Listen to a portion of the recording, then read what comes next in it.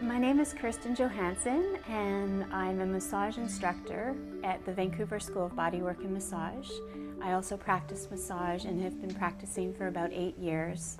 Massage is such a great tool for the average person to have.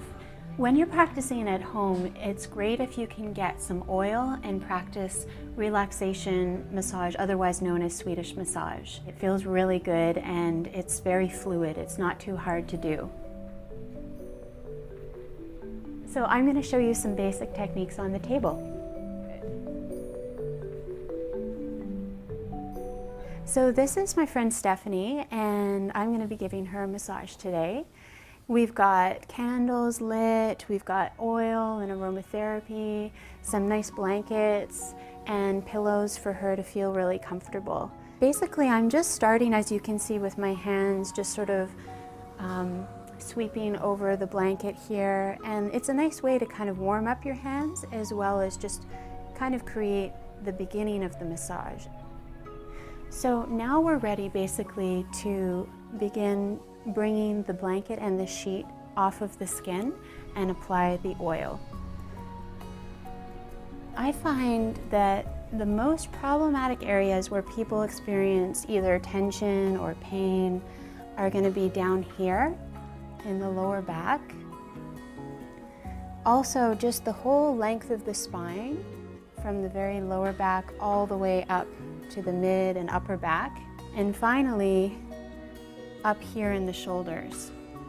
These are just the most common areas for tension.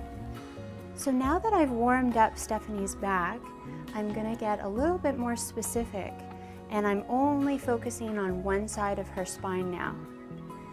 So I use my palms one after the other, alternating palms, and just really taking the shape of the shoulder blade when I get to the top of the back. After a few passes, then I'll come back down and repeat this. And I'm starting to feel more warmth underneath my hands, which is a really good sign that her body is loosening up and getting ready for even more specific techniques. So basically, if your arms and shoulders are getting tight, then you want to engage your core strength and also kind of really feel a momentum from your lower body.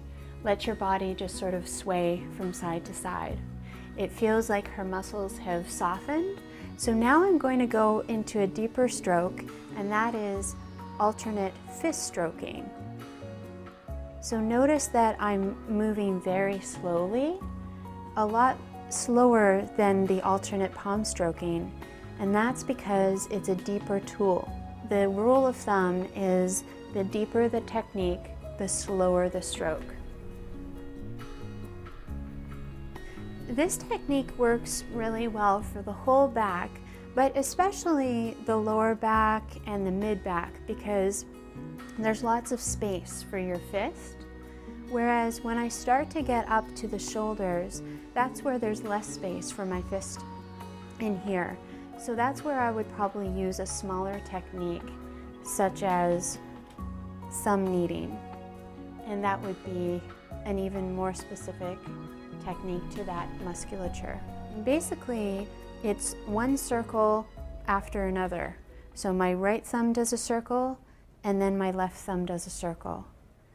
Right thumb does a circle, and then left thumb. So it feels like there's some knots underneath the skin here.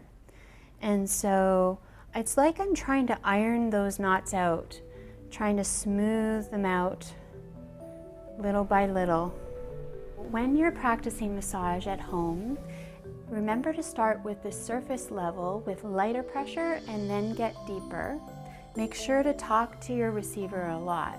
Check in, make sure that they're comfortable, and finally, take good care of your body. Engage your core and use your lower body so that the momentum comes from the ground up. So Stephanie, I'm going to leave the room and you just take your time. When you're ready, I'll be waiting for you.